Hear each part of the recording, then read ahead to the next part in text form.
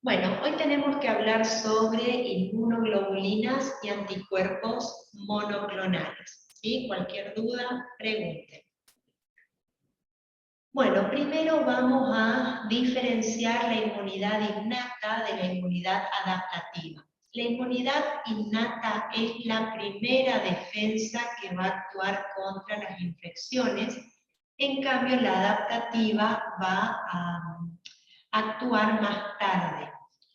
Dentro de la inmunidad innata que tenemos acá, tenemos a la primer barrera, como por ejemplo la barrera epitelial.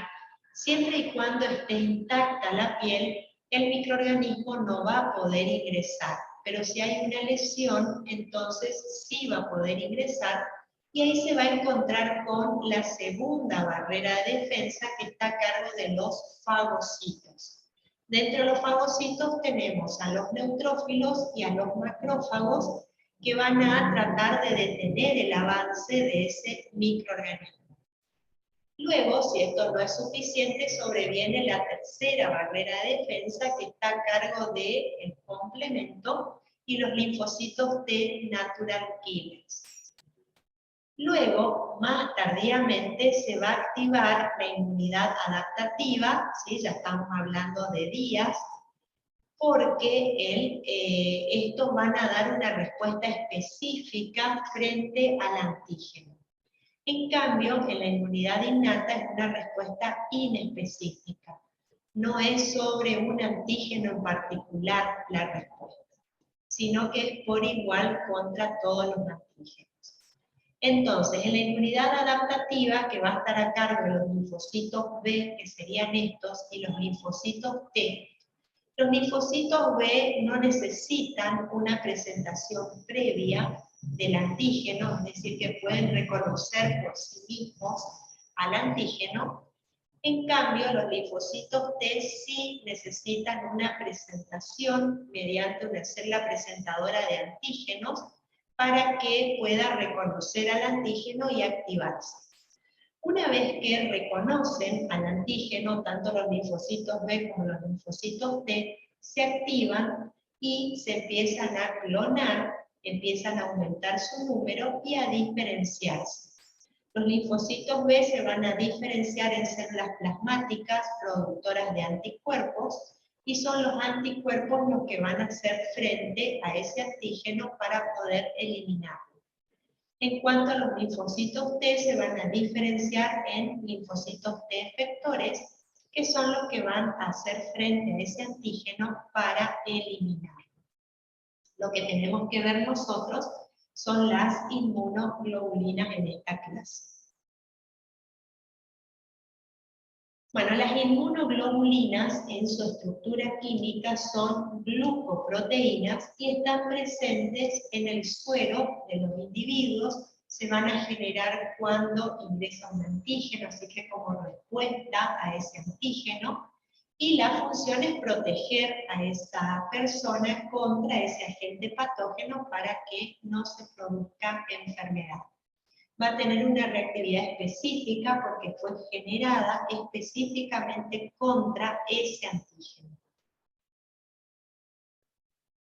Ahora, ¿cómo se pueden presentar las inmunoglobulinas en el organismo? Pueden estar libres en el suero, ahí se dice que están circulantes, y pueden estar como monómeros, como dímeros, como pentámeros. Ahora les voy a mostrar una figura para que vean a qué llamamos monómero, a qué se le dice dímero, qué es un pentámero. También puede ser que estén unidos a la membrana del linfocito B, formando parte del BCR, que sería el receptor del linfocito B, y ahí se van a encontrar como monómeros, que ya les voy a mostrar a qué se refiere, o bien pueden estar unidos a receptores celulares específicos, que son los FCR. Ese es el receptor para el fragmento FC de la inmunoglobulina, se va a unir por esa parte de la inmunoglobulina que ya les voy a mostrar a qué se refiere. Pero esas son las formas en las cuales podemos encontrar a las inmunoglobulinas. Bueno, dentro de las inmunoglobulinas tenemos 5 tipos, que son la IgM, la IgG, la IgA, la IgE y la IgD. Esta es la estructura básica, esquemática de una inmunoglobulina que se la representa como una Y, y a esto es lo que se le llama monómero.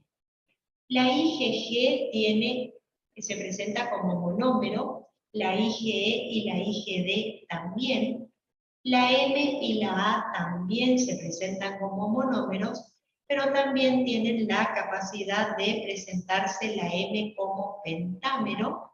Fíjense que tiene 5 Y, entonces un pentámero, y la A también se puede presentar como dímero, fíjense que tiene 2 Y. Entonces todas las 5 pueden presentarse como monómeros, pero solamente la IgM puede presentarse también como pentámero y la IgA como dímero. Bueno, ¿por qué son importantes los anticuerpos? Porque se generan específicamente contra un antígeno, así que nos va a defender contra ese antígeno para que no provoque enfermedad. Ahora, cuando faltan las defensas, se habla de inmunodeficiencia, que eso ya vamos a ver un seminario específicamente sobre este tema, y puede ser también que se empiecen a generar autoanticuerpos, o sea, anticuerpos contra antígenos propios, y ahí hablamos de fenómenos de autoinmunidad, que también ya vamos a ver un seminario específico sobre este tema. O bien puede ser que se empiece a dar una respuesta exagerada frente al antígeno, como por ejemplo la generación de inmunoglobulina E ante alergenos, es decir, en reacciones alérgicas, que son reacciones de hipersensibilidad, son reacciones exageradas, que ya vamos a ver también en otro seminario, en un caso clínico. Bueno, las fases de respuestas adaptativas. Ahora vamos solo a las adaptativas, que estaban a cargo de los linfocitos B y de los linfocitos T. Bueno, ¿cómo sería acá el tema? Tenemos el linfocito B naive o linfocito B virgen y los linfocitos T naive o linfocitos T virgen. Se le da ese nombre porque son linfocitos que nunca tuvieron contacto con ningún antígeno. Y acá vemos cómo el linfocito B no necesita presentación antigénica, lo puede reconocer.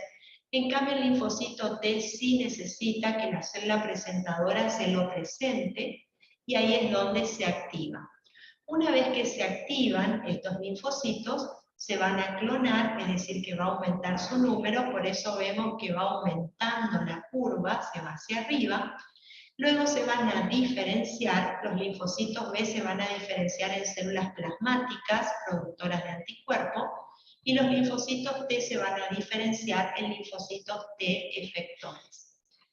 Estos son, tanto los anticuerpos como los linfocitos T efectores, los que van a hacer frente a ese antígeno en particular.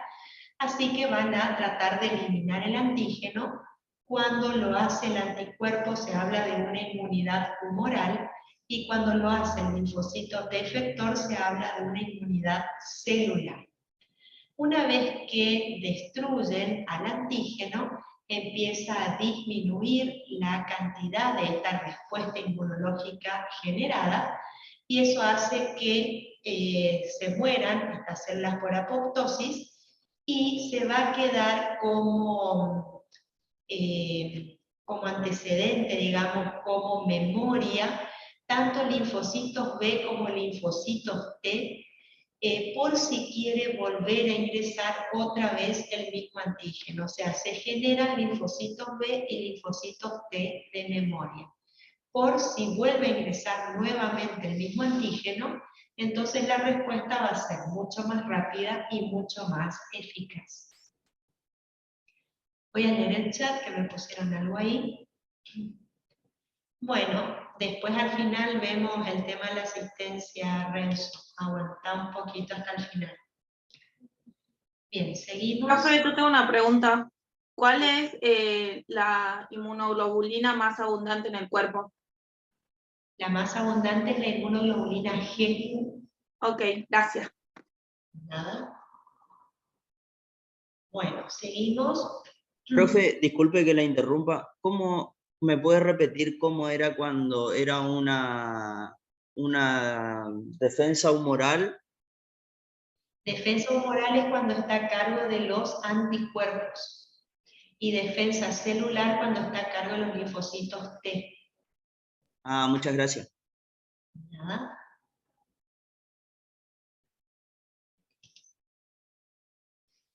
Bueno, acá tenemos solamente los linfocitos B, ¿sí? Para ver qué es lo que pasa.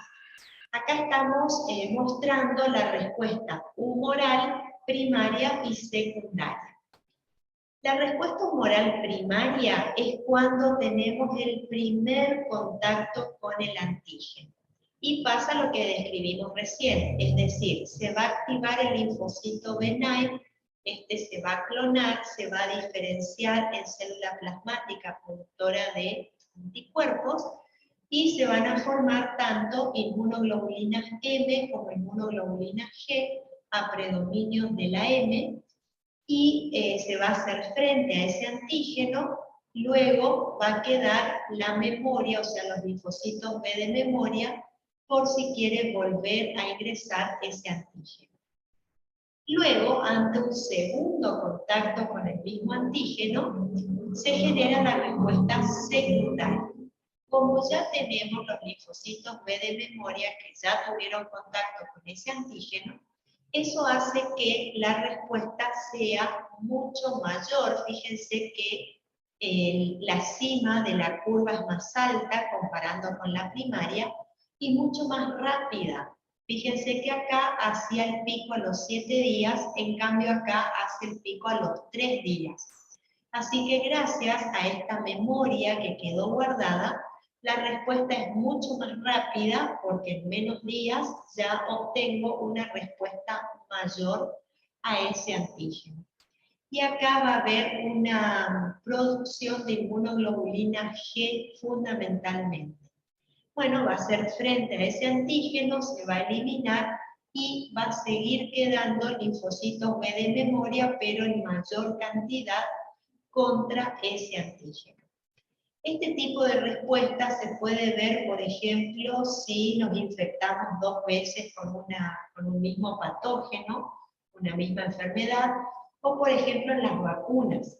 Esta sería la primera dosis de la vacuna, generamos la respuesta primaria, queda la memoria, y cuando nos damos la segunda dosis de la vacuna, ya la respuesta es mucho mayor, o sea, generamos un mayor título, se dice, de anticuerpos, y queda más memoria guardada.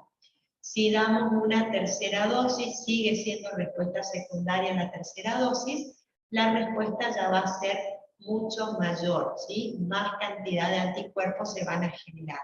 Eso es lo que se busca con la vacunación, ¿sí? Obtener una mayor respuesta inmunitaria. Bueno, acá tenemos un cuadro comparativo para que quede más claro la diferencia entre la respuesta humoral primaria y secundaria. Con respecto a la respuesta máxima, que era el pico de la curva, la primaria es menor, en cambio la secundaria es mayor porque era más alta. La primaria era más lenta porque a los 7 días hacía el pico, en cambio la secundaria es más rápida porque ya el tercer día hacía el pico.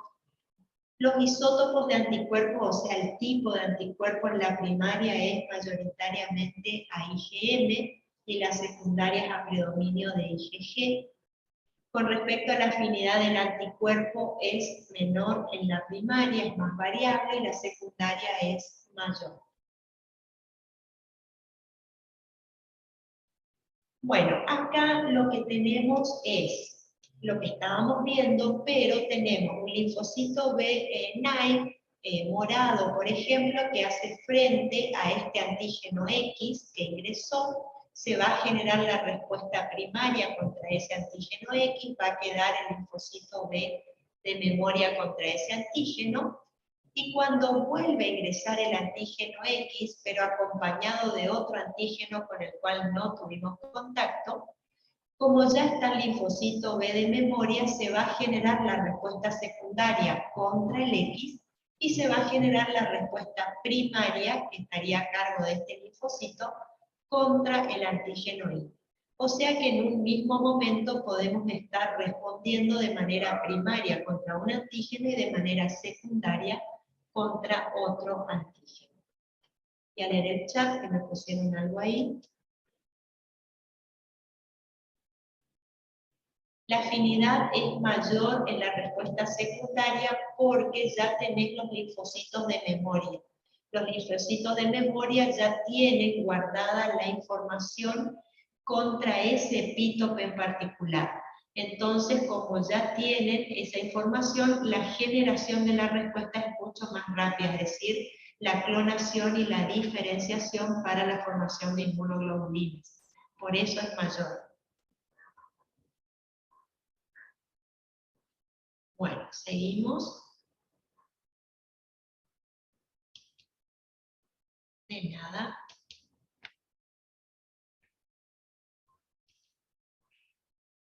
Bueno, acá tenemos la estructura esquemática de una inmunoglobulina.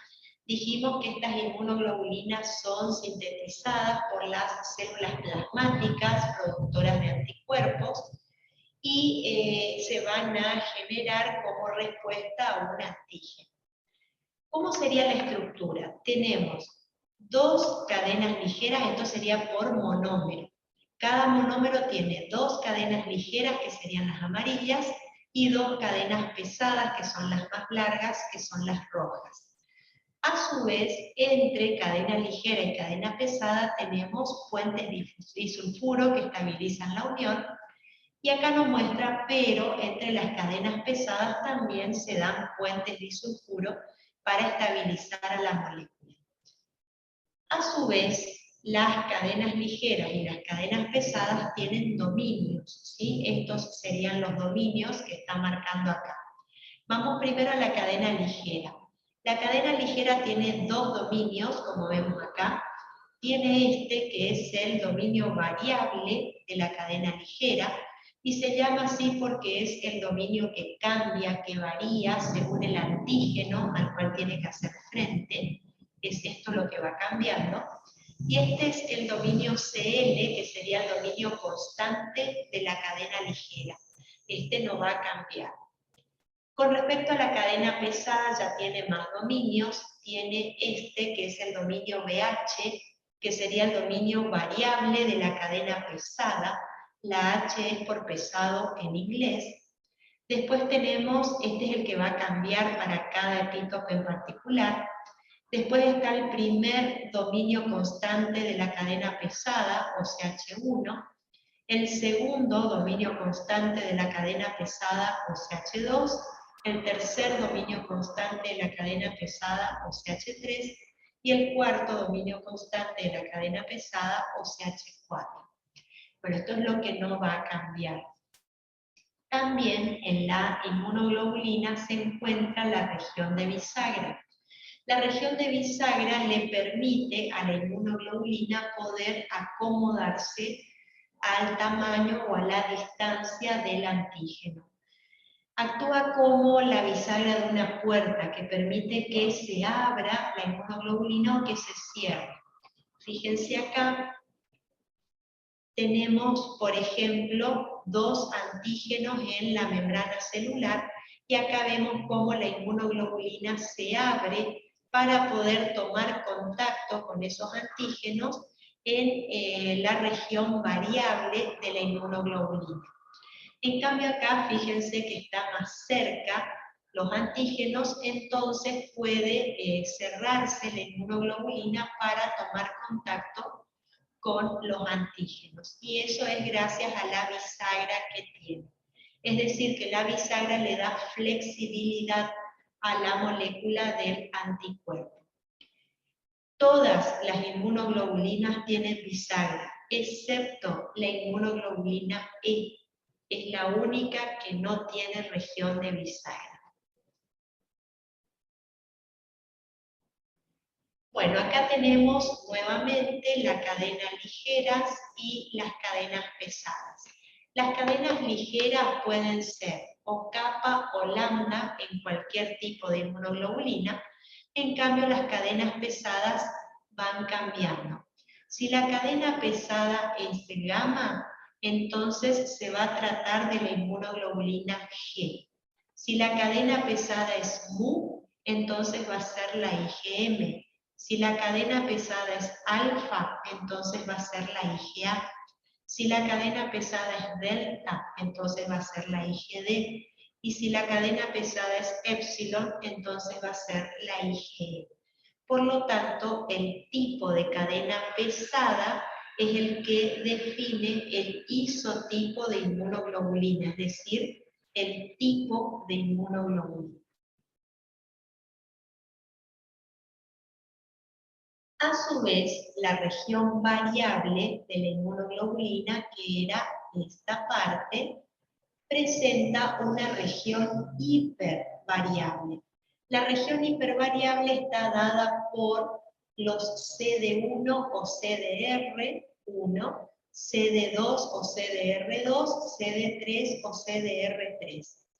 ¿Qué son estas estructuras? Son determinantes de complementariedad, es decir, que es la porción de la región variable que va a tomar contacto directo con el antígeno, con el epítope del antígeno. Ahí es donde va a reconocer al antígeno.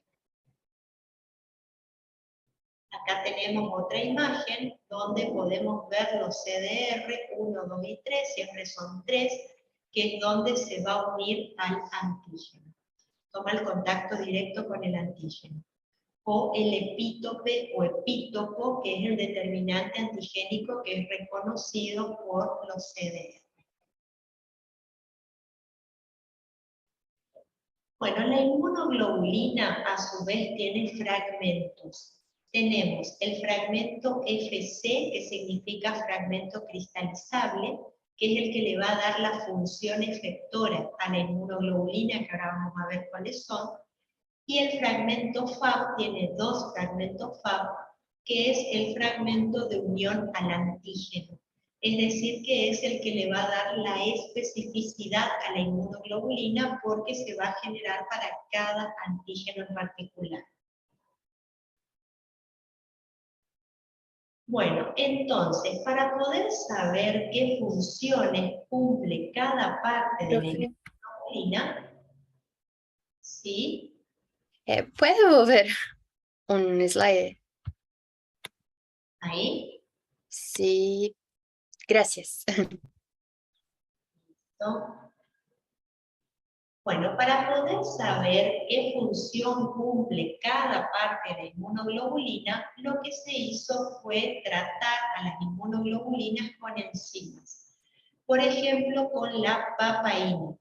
La papaína es una enzima que se obtiene de la papaya inmadura, o sea, del mamón inmaduro, y lo que hace esta enzima es hidrolizar en esta parte de la inmunoglobulina, acá.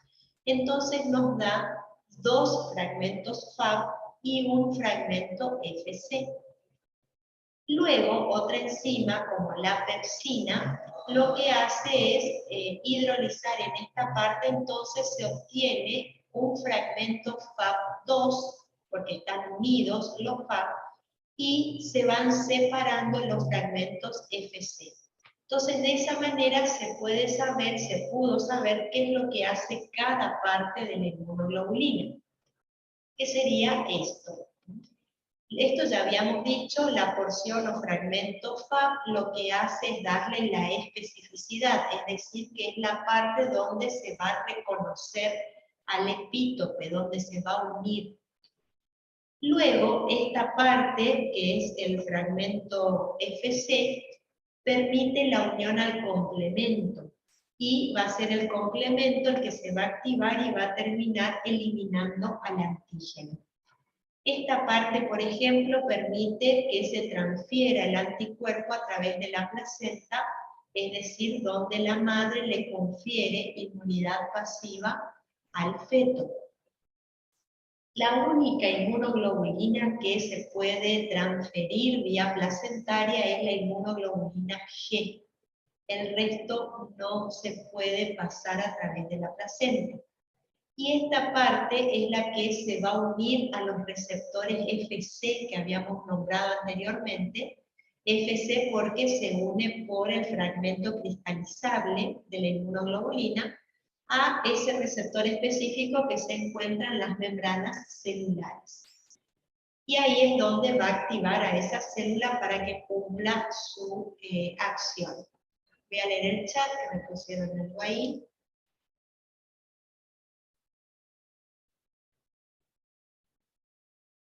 Bien. Me están pidiendo que repita la porción FC.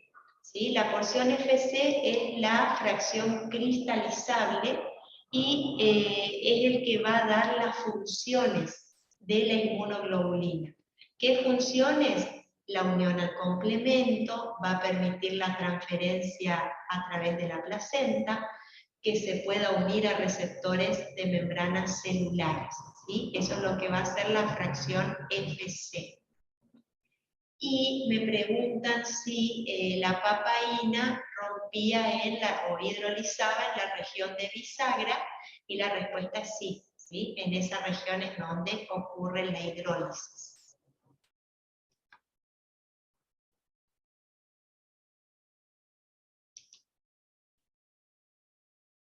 Bueno. Profe, ¿Sí? ¿podría repetir a qué se refiere con epítope? Epítope es el determinante antigénico específico. ¿Por qué? Porque cuando ingresa un antígeno no se reconoce a todo el antígeno como extraño, sino a una partecita. Esa partecita que se reconoce como extraña, ese es el epítope. Gracias, profe. De nada. Bueno, estos términos que tenemos acá son términos que aparecen en la bibliografía inmunológica, así que tenemos que manejar para saber a qué se refiere. Bueno, ahí aparece esta palabra que es isotipo, idiotipo y alotipo. Vamos a ver qué significa. Isotipo va a estar dado por el tipo de cadena pesada, que era lo que ya estuvimos comentando. Es decir, si la cadena pesada es gamma, va a ser la IgG. Si la cadena pesada es mu, va a ser la IgM. Si la cadena pesada es delta, va a ser la IgD. Si la cadena pesada es alfa, va a ser la IgA. Y si es epsilon, va a ser la IgE. Es decir, que el tipo de cadena pesada me va a determinar el tipo de inmunoglobulina. Eso es el isotipo. Y a su vez, aparte de los tipos, puede haber subtipos, que serían la IgG1, IgG2, IgG3, IgG4, IgA1 e IgA2. La IgG y la IgA son las únicas inmunoglobulinas que presentan subclases de inmunoglobulinas que tienen funciones específicas. Bueno, todo esto es el isotipo, tanto clase como subclase, o tipos y subtipos. Bueno, el idiotipo, que era el otro término. Idiotipo es cuando se tiene el mismo isotipo, es decir, la misma inmunoglobulina. Fíjense acá, tenemos IgE, esta es una IgE y esta también es IgE. O sea, un mismo tipo de inmunoglobulina en una misma persona, en un mismo individuo, pero que reconocen diferentes epítopes, diferentes antígenos. Es decir, que lo único que va a cambiar es la región variable. Las dos son IgE, pero reconoce esta a un ácaro y esta reconoce a un parásito que se llama tenia, por ejemplo. ¿Se entiende esto, lo del idiotipo?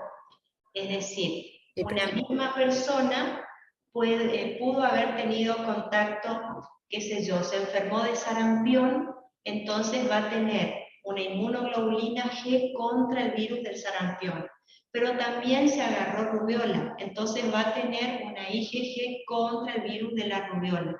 Eso es, una misma persona tiene un mismo tipo de inmunoglobulinas contra diferentes antígenos. Eso es el idiotipo. ¿Se entendió idiotipo?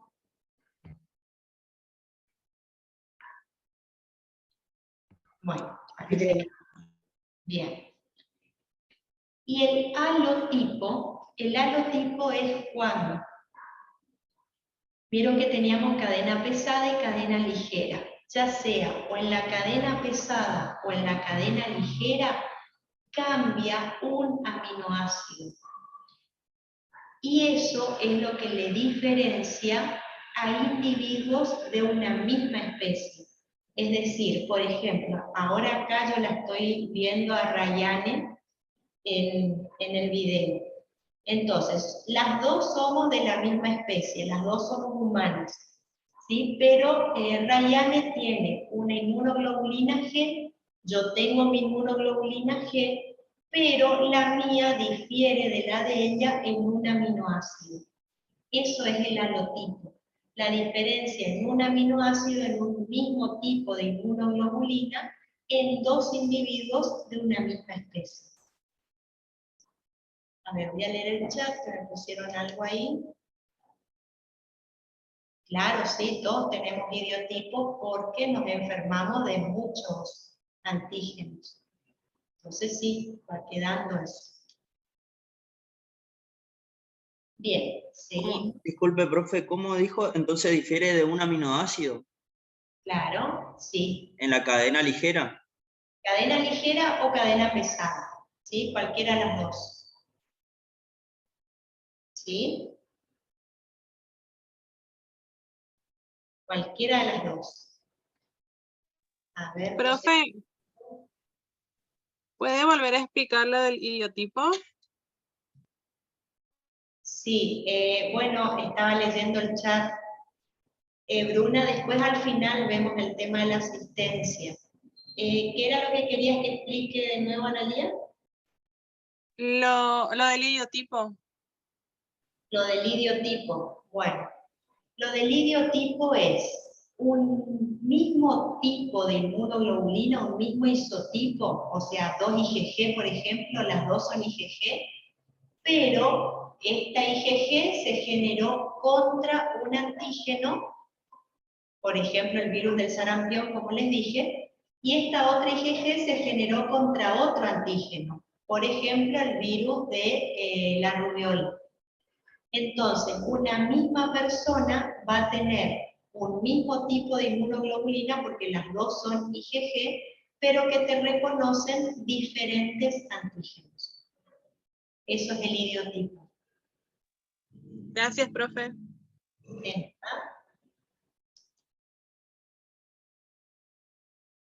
A ver, sería diferente de la misma especie que le pondrán diferentes antígenos.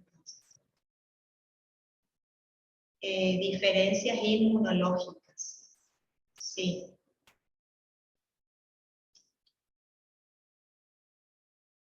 Eso sería. Bueno, seguimos.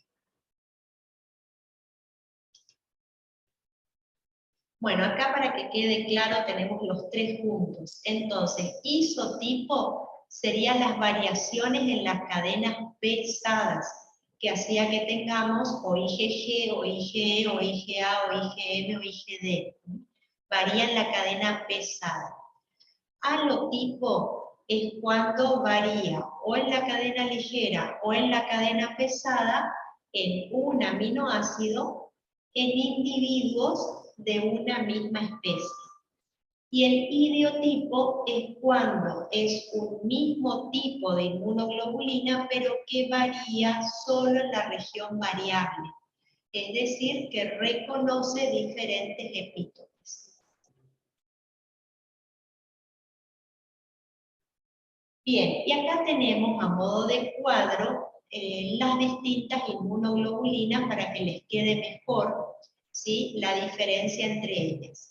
La inmunoglobulina G se presenta como monómero. Es la que más vive 23 días aproximadamente. Se encuentra tanto en sangre como en linfa. Es la única que puede atravesar la placenta y entonces de esa manera la madre le confiere inmunidad pasiva al feto para mantenerlo protegido. También otra cosa que hace la IgG es opsonización. Opsonizar es marcar. ¿Qué significa eso? Que se va a ir acomodando sobre el antígeno por sus fracciones Fab, que son las que reconocen a los epítopes, se va a ir uniendo al antígeno, alrededor del antígeno, y lo va marcando. Eso hace que otro sistema pueda visualizar a ese antígeno y que termine destruyendo a ese antígeno. Bueno, esa es la opsonización, es marcar al antígeno. También puede neutralizar, es decir, que no va a permitir que ese antígeno haga daño a nuestras células. También puede activar al complemento por la vía clásica y es el complemento el que termina destruyendo al antígeno.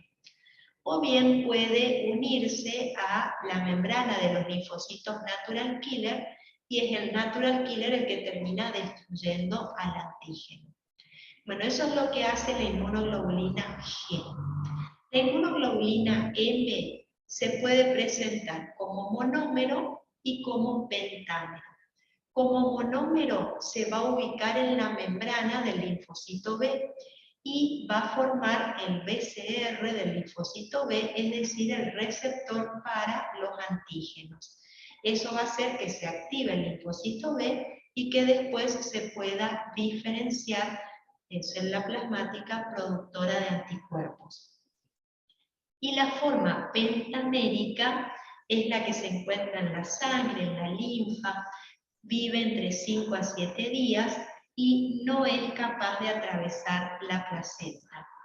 La IgM va a ser la primera inmunoglobulina que aparece en las respuestas primarias, como ya vimos. También va a generar neutralización para que no se produzca el daño celular o aglutinación, y también es capaz de activar al complemento, así que el complemento sería el que termine destruyendo al antígeno. En cuanto a la inmunoglobulina A, se presenta como monómero y como dímero. Como monómero se encuentra en la sangre, en la linfa, no puede atravesar la placenta, vive 6 días aproximadamente y es capaz de opsonizar, o sea, marcar al antígeno y de neutralizarlo para que no produzca daño celular. En cuanto a la dimérica, es la que se secreta en las secreciones como la leche, las lágrimas, la saliva, el moco, y va a ser la encargada de defendernos de todos los antígenos que quieran ingresar, por ejemplo, en la zona gastrointestinal con los alimentos. Entonces va a tratar de detener el avance de esos microorganismos o toxinas. No puede atravesar la placenta.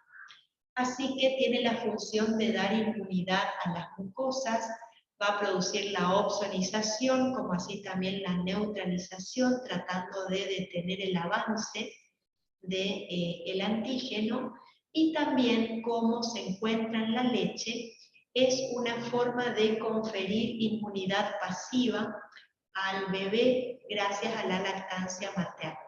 Es decir, que con la leche la madre le está pasando la inmunoglobulina A al bebé para que pueda hacer frente a cualquier microorganismo que pueda ingresar por esa vía hasta que el bebé pueda madurar su sistema inmunológico y generar por sí solo sus defensas. Así que de ahí la importancia de la lactancia materna. Bueno, con respecto a la inmunoglobulina E, se presenta como monómero, vive 2 días aproximadamente, se encuentra en la sangre, en la linfa, pero también puede estar unida a los mastocitos, que ahora vamos a ver un ejemplo, no puede atravesar la placenta y es la inmunoglobulina que nos protege de los parásitos y de los alergenos. En cuanto a la inmunoglobulina D, se presenta como monómero. También está en la sangre en muy pequeña cantidad, pero en la sangre no se sabe cuál es la función. Lo único que se sabe es que se encuentra en la membrana de los linfocitos B, por lo tanto participa como receptor de antígeno para poder reconocer a los antígenos y activar al linfocito B. Voy a leer el chat, que pusieron algo ahí. Sí, la opsonización es, como les dije, marcar al antígeno. Ahora yo les voy a mostrar un dibujo donde se puede ver bien la opsonización. Va marcando, se va acomodando alrededor del antígeno y por la porción FAB, entonces te queda libre la porción FC. Y esa porción FC te puede activar cualquier otro mecanismo, como puede ser un mecanismo celular, de los fagocitos, y que sean estos los que terminen destruyendo al microorganismo, o activación del complemento, que sea el complemento el que elimine al antígeno. Es eso, opsonizar es marcar para que otro sistema se haga cargo y destruya al antígeno.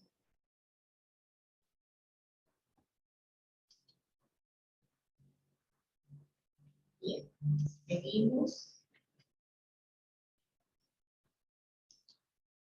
De nada. Bueno, con respecto a las inmunoglobulinas G, la IgG1, IgG3 e IgG4 atraviesan la placenta y de esa manera protegen al feto. Las que activan el complemento es IgG3 más que la 2 más que la 1 y la 4 no activa el complemento. La IgG1 y la IgG3 realizan opsonización, la 4 menos y la 2 muy poco.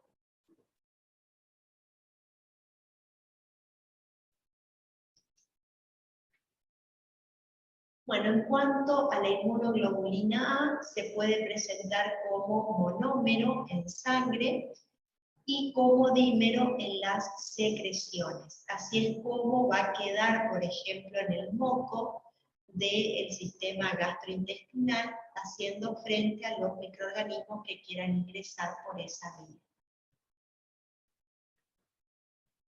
Bueno, acá tenemos la inmunoglobulina E, esto es un mastocito, y este es el receptor que habíamos nombrado anteriormente, el FCR, ¿se acuerdan? Receptor para la porción FC que les había dicho, es decir, que se va a unir por esta parte de la inmunoglobulina al receptor.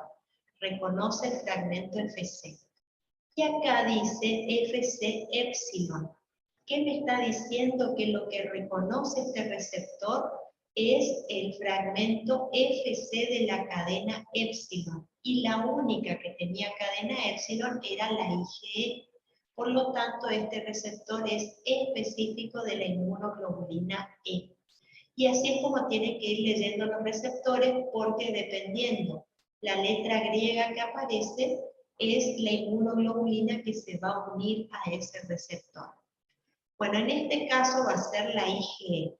Acá vemos cómo se unió la inmunoglobulina E, la cual fue generada por los plasmocitos debido al ingreso del alergeno. Entonces, ante el primer contacto con el alergeno, eso va a activar a los linfocitos B, que eso vamos a ver después más adelante, en otro seminario.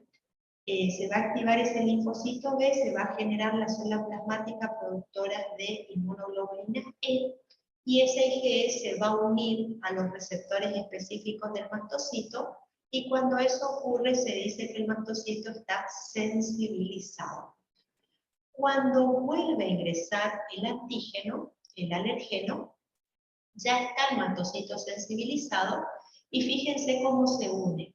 El antígeno se une al fragmento FAB de una IgE y al fragmento FAB de la IgE vecina. Tiene que darse ese tipo de unión para que se active el mastocito. ¿Qué significa que se active? Que se degranule, es decir, que libere su contenido granular, y estas sustancias son las que van a activar al linfocito B para que genere más inmunoglobulina E. Se va a aumentar el número de inmunoglobulina E, se va a sensibilizar a más mastocitos, así que se genera una respuesta exagerada. Esto es una respuesta de hipersensibilidad, ¿sí? Reacciona demasiado frente a la presencia de ese alergeno. Bueno, esto vamos a ver en un seminario posterior con un caso clínico. Bien, ahora, ¿qué caminos puede seguir una inmunoglobulina que reconoce a un antígeno? ¿Qué es lo que puede pasar? Bueno, lo que puede ocurrir es que se active, que esta inmunoglobulina esté en la membrana del linfocito B que reconozca al antígeno, y entonces se active el linfocito B y este se diferencie en linfocitos B de memoria para que guarde la información por si vuelve a ingresar el mismo antígeno, y en célula plasmática productora de anticuerpos. O bien puede ser que, acá está la figura que les estaba diciendo, que actúe como opsonina, es decir, que por su fragmento Fab se va a unir al antígeno y quedan libres los fragmentos FC. Fíjense cómo se va acomodando alrededor del antígeno, eso es opsonizar. Y al quedar libres los fragmentos FC, por ejemplo, puede unirse a los receptores de los fagocitos, y es el fagocito el que termina destruyendo al antígeno, o bien puede ser que realice una neutralización tanto de microorganismos como toxinas para que no puedan atacar a nuestras células, o bien puede ser que se encuentre en la membrana de los natural killer y que se reconozca al antígeno y sea el natural killer el que termine destruyendo al antígeno. O bien puede ser que se produzca la degranulación, como lo que vimos recién del mastocito, y eso sea lo que lleve a la destrucción del antígeno.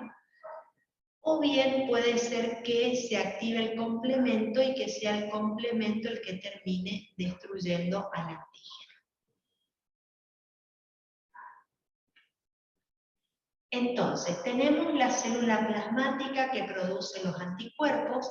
Estos anticuerpos se van a ir neutralizando, se van a neutralizar al antígeno para que no destruya nuestras células o no afecte a nuestras células.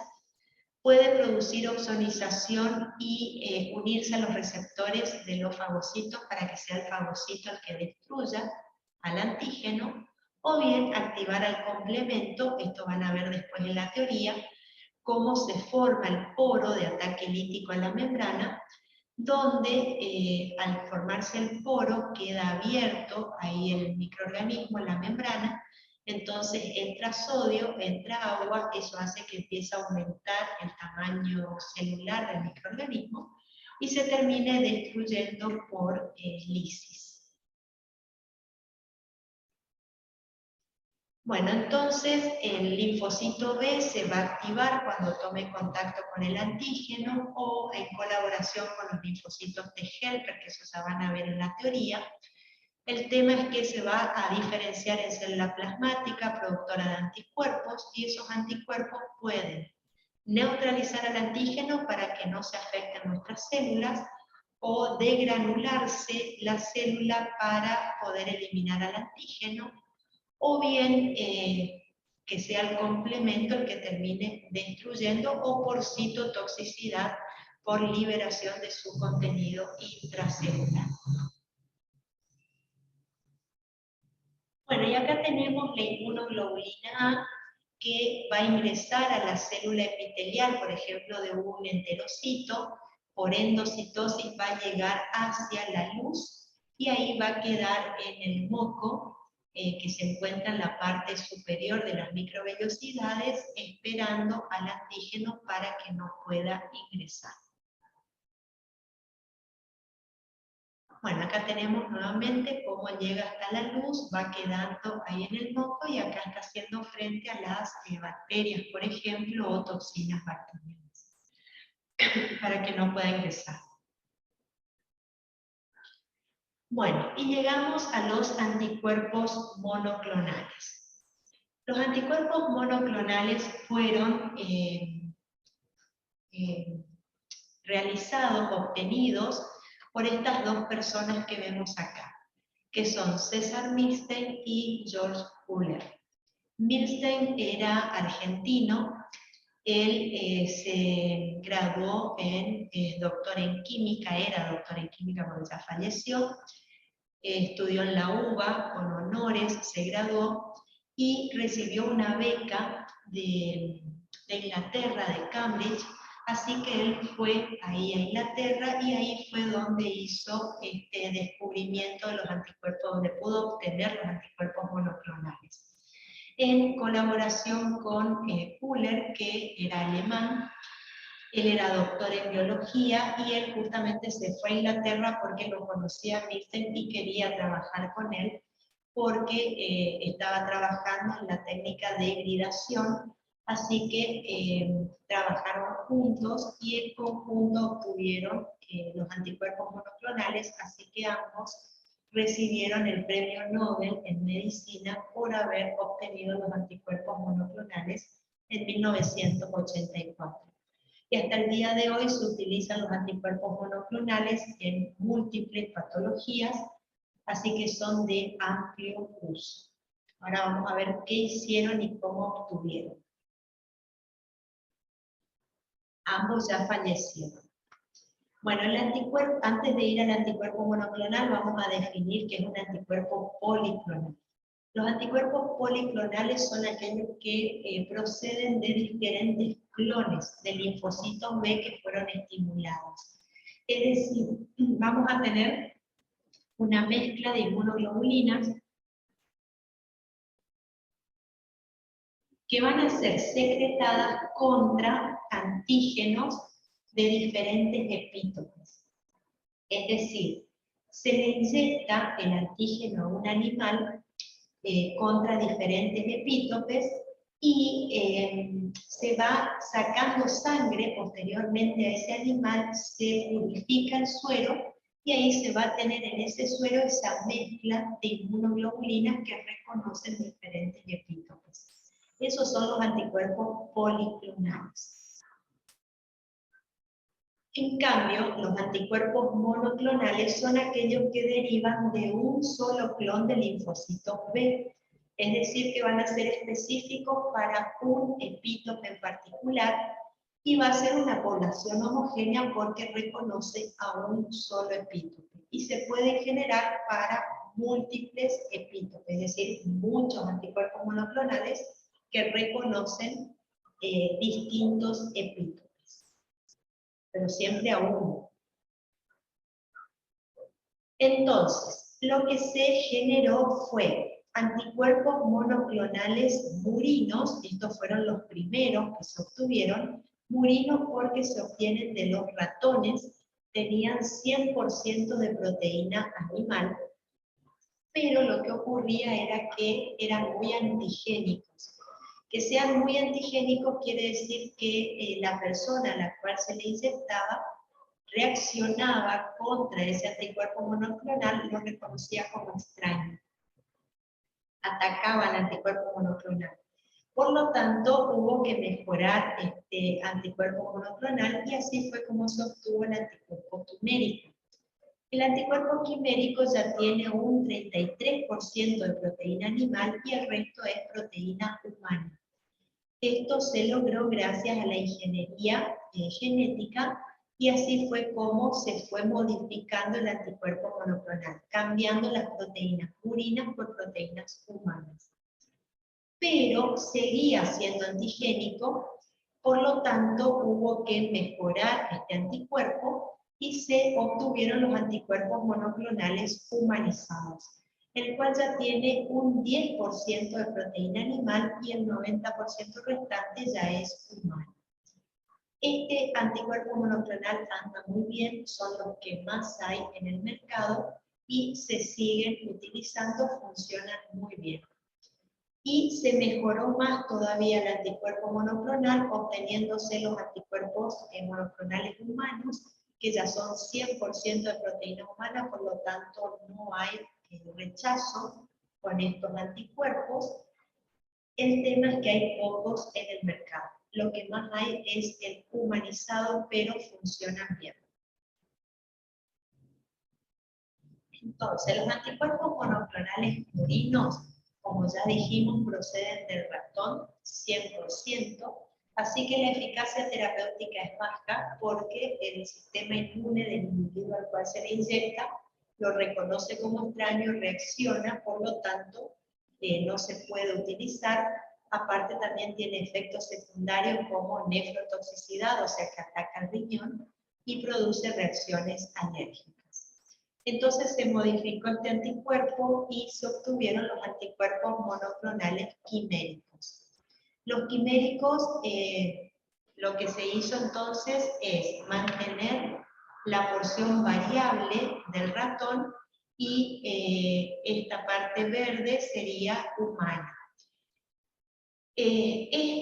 Lo que pasaba era que se empezaron a generar anticuerpos antiquiméricos, por lo tanto también producía antigenicidad, así que hubo que mejorar este anticuerpo monoclonal. Y así fue como surgieron los anticuerpos monoclonales humanizados, donde lo único que se mantiene del ratón son los CDR, que es lo que reacciona con el antígeno, y el resto ya es humano. Así que este tipo de anticuerpo hay muchos en el mercado y funcionan muy bien. Y bueno, también se obtuvieron los anticuerpos monoclonales humanos, que ya es 100% proteína humana, ya no tiene nada del ratón. Esto hace que ya no haya rechazo y el tema es que hay pocos. Bueno, este es un cuadro para que queden las diferencias entre los anticuerpos policlonales y monoclonales. Los policlonales se generan rápidamente porque es inyectar en el ratón, después sacarle sangre, purificar el suelo y ya está. En cambio, los monoclonales tienen una formación, una generación que es muy costosa, cuesta obtenerlos, que ahora les voy a contar qué fue lo que hizo Milstein. Y ahí van a ver. Los policlonales son heterogéneos porque reconocen varios epítopes, en cambio los monoclonales son homogéneos porque reconocen un único epítope. Los policlonales son poco específicos porque reconocen a varios epítopes, en cambio los monoclonales son muy específicos porque reconocen a un solo epítope. Los policlonales tienen afinidad variable, en cambio los monoclonales afinidad constante porque es para un solo epítope.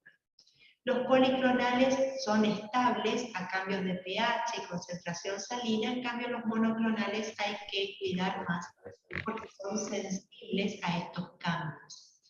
Los policlonales se obtienen de forma limitada, en cambio los monoclonales se obtienen de forma ilimitada en el laboratorio. Ahora les voy a contar cómo se los obtiene. Y los policlonales son de bajo costo, en cambio los monoclonales son de alto costo. También les voy a mostrar anticuerpos monoclonales. Agostina, silencia tu micrófono. Perdón, profe.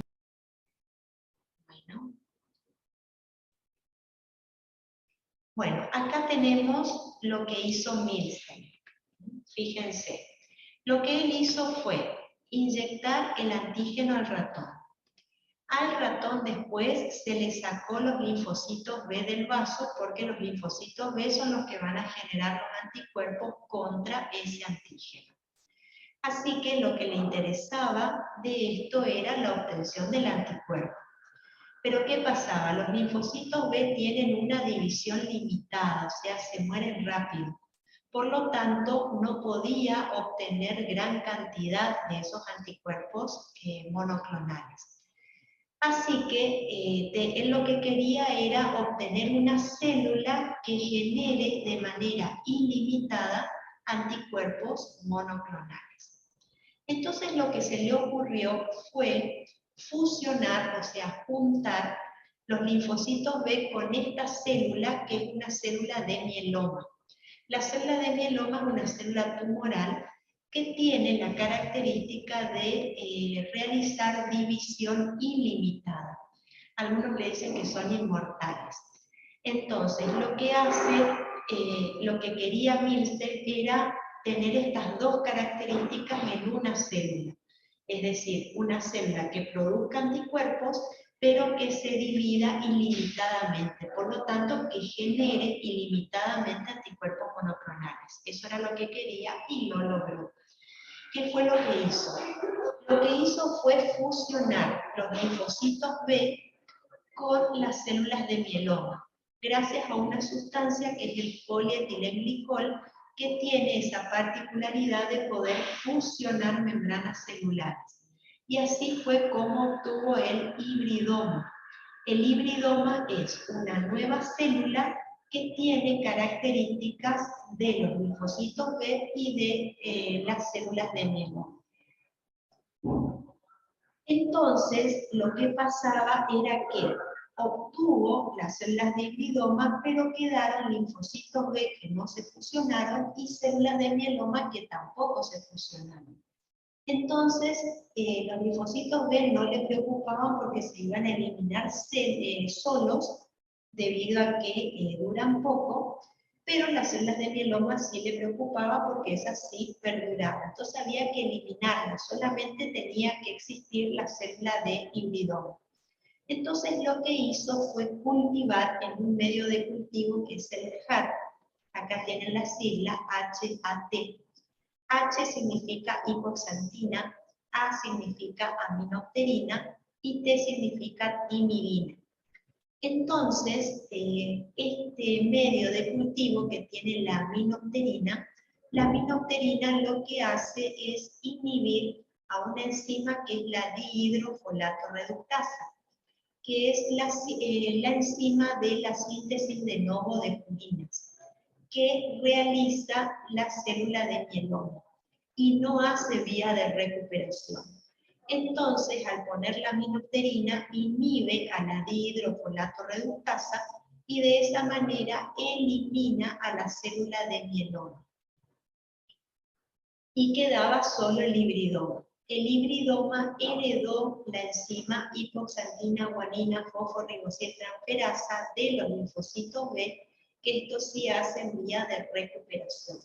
Entonces le puso la hipoxantina para que pueda hacer esa vía y que pueda perdurar ilimitadamente el hibridoma, después clonó y ahí obtuvo anticuerpos monoclonales en el laboratorio de manera indefinida. Y eso fue lo que le valió el premio Nobel en medicina. Entonces, acá tenemos los linfocitos B. Lo que quería de esta célula era la capacidad de producir anticuerpos, y de esta célula, que era la célula de mieloma, la capacidad de división ilimitada. Entonces fusionó con polietilenglicol y obtuvo las células de hibridoma, que serían estas, linfocitos B que no se fusionaron y células de mieloma que no se fusionaron. Entonces, esta se eliminaba sola, pero esta había que eliminar de manera tal que quede solamente el hibridoma. Entonces, lo que hizo fue cultivar en el medio HAT, y gracias a la aminopterina elimina la célula de mieloma, quedando solamente los hibridomas. Luego clonó esto, aumentó el número, y ahí obtenía de manera ilimitada y en gran cantidad anticuerpos monoclonales.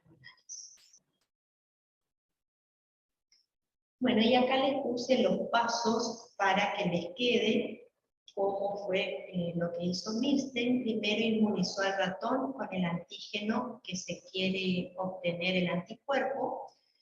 Obtuvo las células B o linfocitos B inmunizados del vaso del ratón. Empleó células de mieloma que tienen esa división ilimitada. Luego fusionó linfocitos B con mieloma. Se obtuvo la hibridación de las células B con las células de mieloma, se obtuvo el hibridoma. Luego seleccionó y maduró los hibridomas hizo la propagación clonal y obtuvo los anticuerpos monoclonales.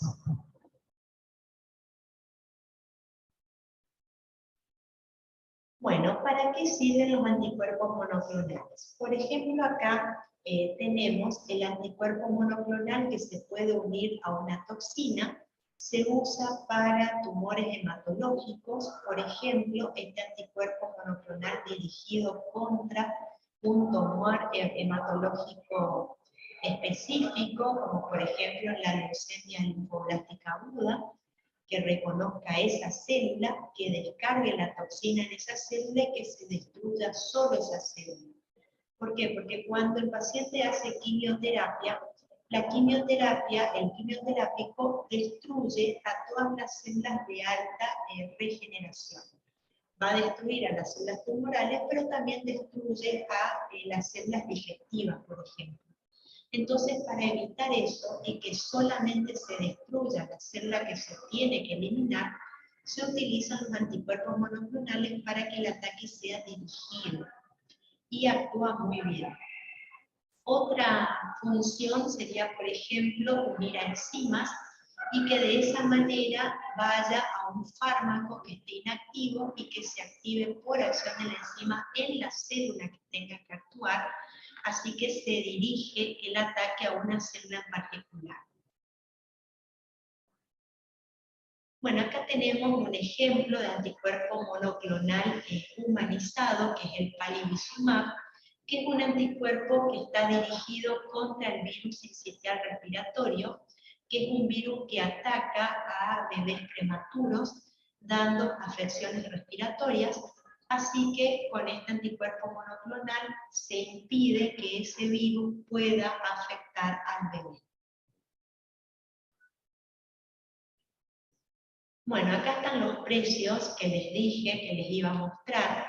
Por ejemplo, para el linfoma no Hodgkin se utiliza este anticuerpo monoclonal.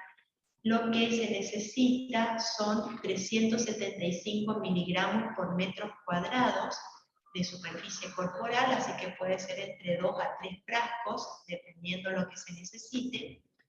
Y fíjense lo que sale. Esta presentación viene 2 ampollas de 10 mililitros con 100 miligramos del anticuerpo monoclonal. Así que si necesita 375 con 100, no sería 200, no le va a alcanzar, va a necesitar un tercer frasco. Fíjense lo que necesita, lo que sale, 195.000. O bien viene esta presentación que es un frasco pero de 500 miligramos, fíjense lo que sale, casi medio millón. Y la esclerosis múltiple se utiliza este anticuerpo monoclonal, este viene en presentación en cápsula, 28 cápsulas, o sea que esto es para un mes de tratamiento, miren lo que sale. Por suerte las obras sociales cubren, porque si no sería imposible poder tener este tratamiento. Bueno, ¿para qué se usan los anticuerpos monoclonales? Para investigación, si queremos, por ejemplo, identificar alguna proteína, para conocer alguna estructura molecular, para diagnóstico médico, ya vamos a ver el próximo seminario de técnicas inmunológicas, y ahí vamos a ver cómo usamos los anticuerpos monoclonales para detectar qué antígeno es el que está presente en el paciente, qué patología es el que está provocando, y así se llega al diagnóstico. Para medicina forense, para marcadores tumorales, por ejemplo. También como biosensores, es decir, que se pueden acoplar a transductores electrónicos para poder detectar si hay sustancias orgánicas o inorgánicas determinadas en alimentos o en el agua, por ejemplo, que estén contaminando. O para el tratamiento, como estuvimos explicando anteriormente, que sea un tratamiento dirigido contra una célula en particular y que ataque a esa específicamente.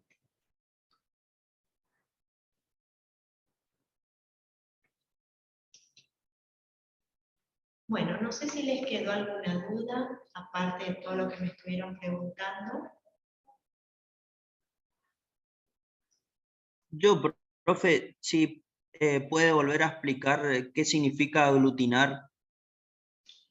Aglutinar es cuando tenés el antígeno que tiene diferentes epítopes que pueden ser reconocidos y el anticuerpo por su porción FAB va reconociendo el epítope de uno con el epítope de otro antígeno y va formando como una red, un entramado, y eso cae, digamos, no permite que interaccione con la célula del individuo. ¿Sí? Va formando una red, un entramado que no permite el accionar del microorganismo con nuestras células.